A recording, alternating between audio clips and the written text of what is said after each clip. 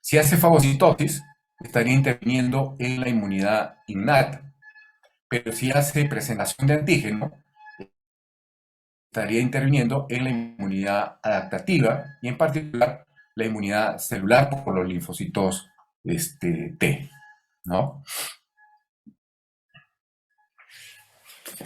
Ahora, ¿cómo es que los glóbulos blancos o leucocitos pueden ingresar al nivel de las mucosas, ¿no? Y en particular a la mucosa de la gingiva, por ejemplo, ¿no? Fíjense que todas estas regiones normalmente están irrigadas por vasos sanguíneos.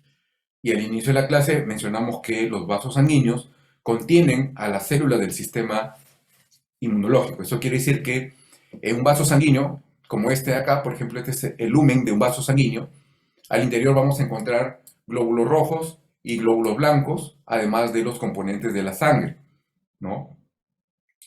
En el caso de los glóbulos blancos, donde se encuentran principalmente los linfocitos, los monocitos, los macrófagos, es decir, las células del sistema inmune, normalmente estas células viajan en el lumen intestinal, perdón, en el lumen del vaso sanguíneo a grandes velocidades. ¿Ok? Estas células no se detienen normalmente, de manera que podríamos tener varios glóbulos blancos circulando, al igual que los glóbulos rojos, a grandes velocidades dentro del vaso sanguíneo.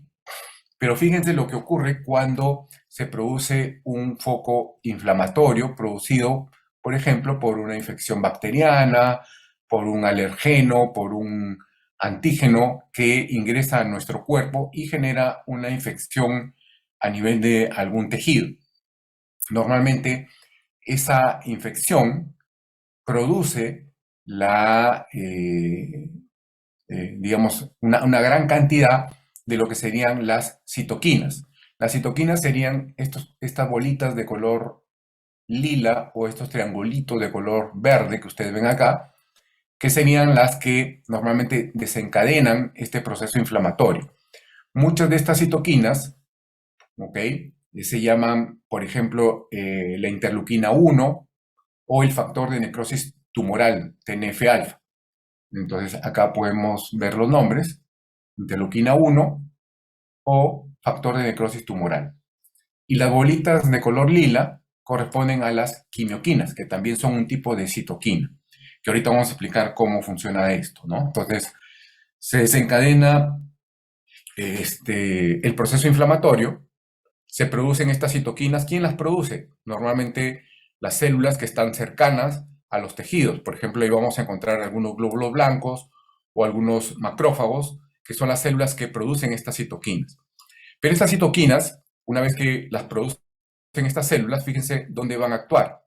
Van a actuar sobre los receptores. En este caso, este es un receptor que detecta al TNF-alfa y se encuentra en la superficie de una célula endotelial. La célula endotelial es la célula que reviste la pared del vaso sanguíneo, ¿no? Entonces, si este es el vaso sanguíneo, todas estas de acá son las células endoteliales, ¿no? Que inicialmente están bien pegaditas una tras otra y producto de este proceso infeccioso, fíjense, expresan el receptor para esa citoquina que se denomina citoquina proinflamatoria, que puede ser la interleuquina 1 o el TNF-alfa, ¿ok? Entonces, esa es una de las primeras señales para que se produzca la salida del vaso sanguíneo de los glóbulos blancos. Porque cuando esta citoquina se une a este receptor, internamente, fíjense lo que va a hacer. La célula endotelial ahora va a producir las bolitas de color lila, que serían las quimioquinas. Pero no solamente eso, produce otras moléculas que se llaman moléculas de adhesión, que aparecen hacia la cara interna de este vaso sanguíneo. Y esas moléculas de adhesión justamente lo que permiten es adherir a los glóbulos blancos que están en la circulación. Por ejemplo, este podría ser un linfocito T o un linfocito B. De tal manera que este glóbulo blanco, a través de esta molécula de adhesión, se une a la pared del vaso sanguíneo. y empieza un proceso que se llama rodamiento, ¿ok? Ya no pasa por arriba a alta velocidad, sino que ahora empieza a rodar sobre la pared del vaso sanguíneo. También empieza un proceso de activación, ese glóbulo blanco se va a activar y fíjense también la superficie del glóbulo blanco, en este caso, se achata y como pueden ver se pega a la pared del vaso sanguíneo. ¿Para qué? Para que luego, a través de una hendidura que se produce en la pared del vaso sanguíneo, fíjense cómo la célula empieza a salir del vaso sanguíneo por extravasación. Esto de acá sería un glóbulo blanco que está saliendo del vaso sanguíneo, ¿no? Este glóbulo blanco podría ser un linfocito B, un monocito, un macrófago, un linfocito T, etc. Pero lo importante es que salió del vaso sanguíneo. Y ahora, fíjense, se va a dirigir hacia el lugar donde está ocurriendo el foco infeccioso.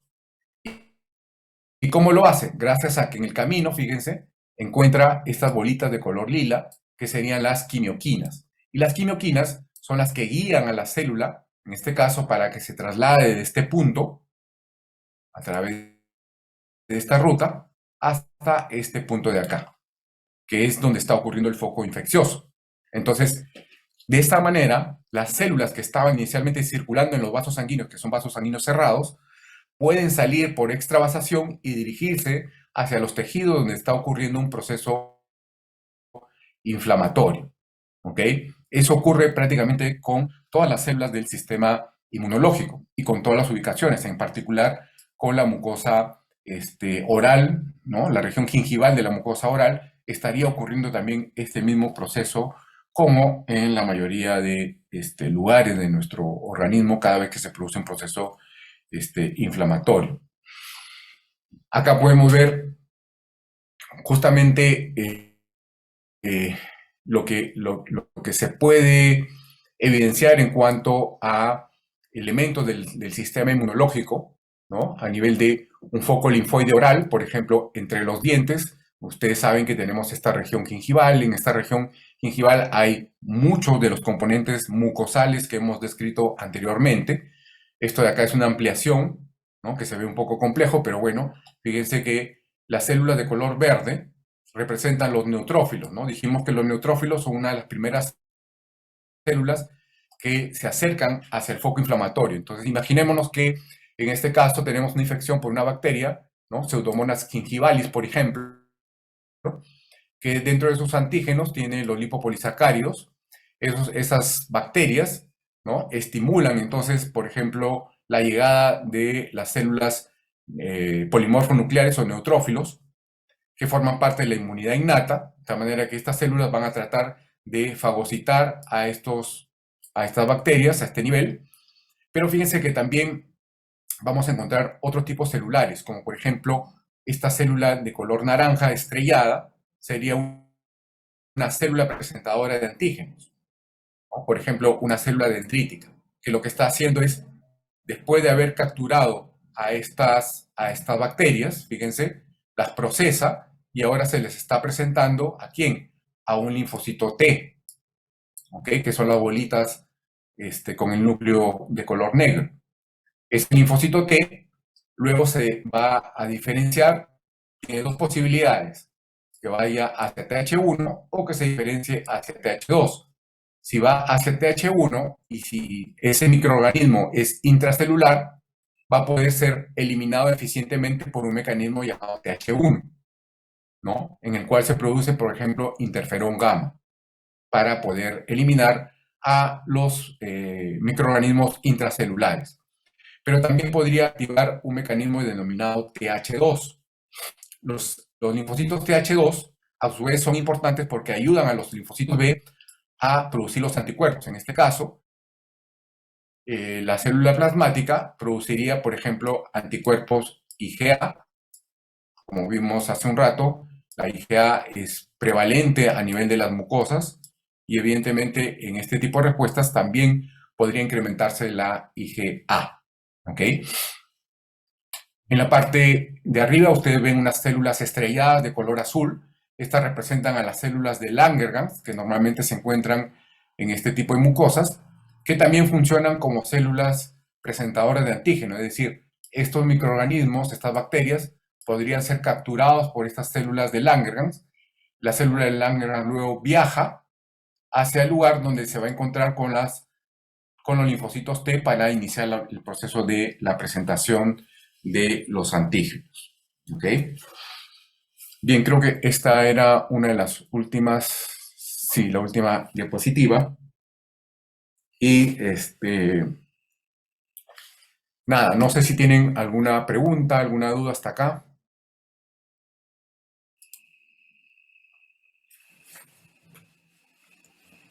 Abel Pedro Reyes, ¿estás por ahí?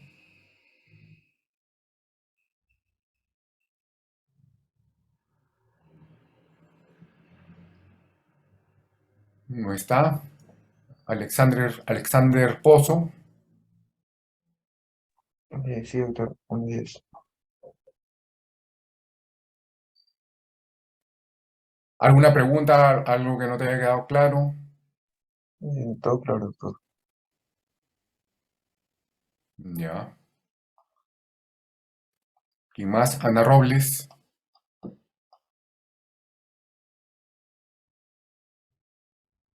Uy, creo que van a tener que pasar lista los coordinadores del curso, porque me parece que hay personas que están con nombre, pero no están físicamente.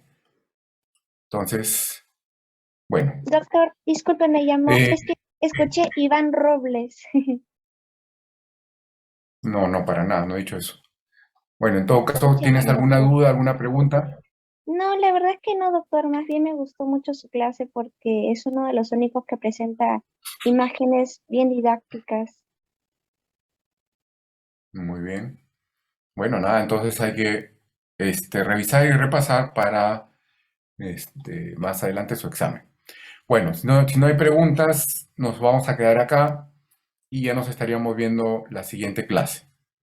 Buenos días con todos, nos vemos.